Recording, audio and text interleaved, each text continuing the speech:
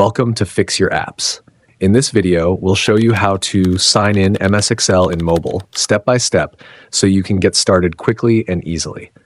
Now let's get started. First, open the Excel app on your mobile device. You'll see a profile icon at the top right corner, tap on it, then tap on the Sign In option to begin.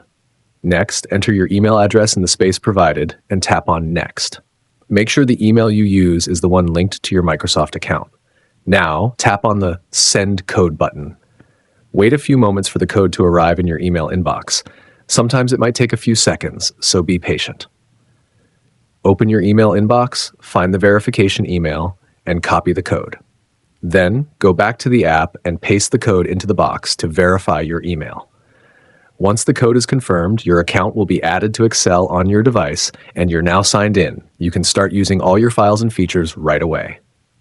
Thanks for watching, and don't forget to subscribe to Fix Your Apps for more helpful tips.